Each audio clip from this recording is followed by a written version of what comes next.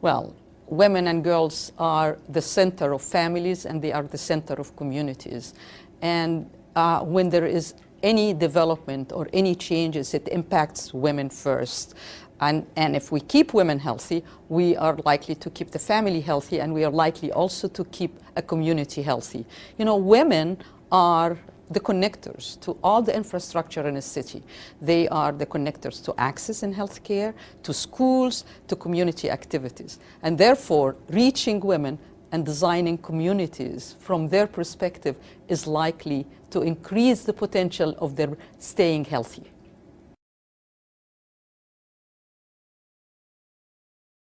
Well, I think most of the countries are moving into more urban areas, and most of the people are moving into urban areas. In fact, by the year 2015, half the world is going to be urban, and by the year 2030, two-thirds of the world is going to be urban.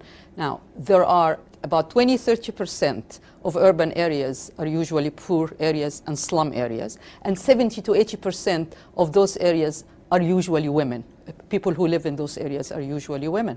So it makes sense that we need to look at some of the issues that are going to arise because of becoming urban areas in terms of access to health care and access to healthy food and access to transportation.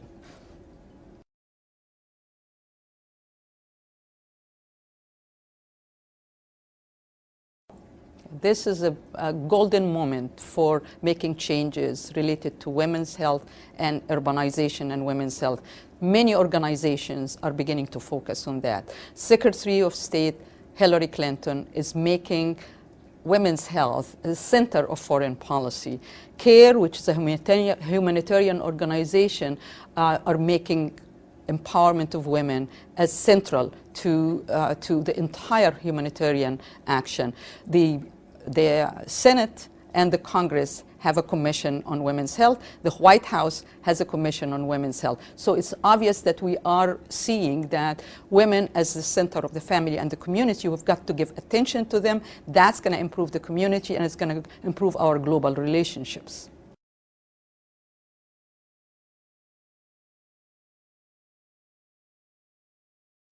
A tidal wave of interest in women's health and of better design for the infrastructure that will keep women safe and will keep them engaged in their community and provide them with the opportunities to get the right nutrition and the right food for their families by having access to health care, access to nutritious food, access to schools, and most importantly, that we would design communities and urban areas where women feel safe to live in it.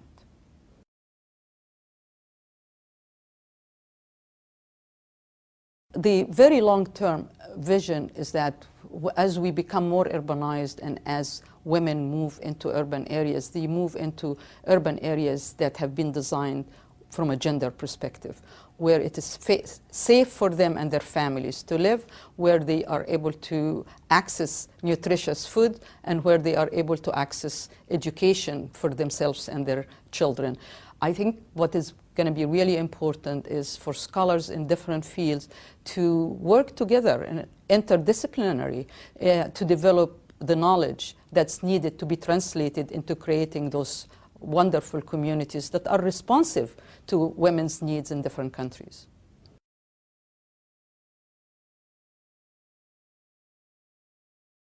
Our goals, actually, for the online community is to keep a group of people who have different expertise and come from different countries, engage in the dialogue by helping each other actually move the dialogue further to implement best practices in their own community.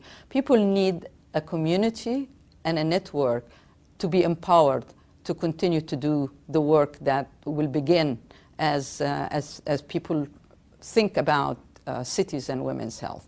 So this is a resource for people with each other to ask questions, to get some answers, to partner and collaborate in research, to partner and collaborate in writing about what is going on in their own community related to women's health and urbanization and share it with each other.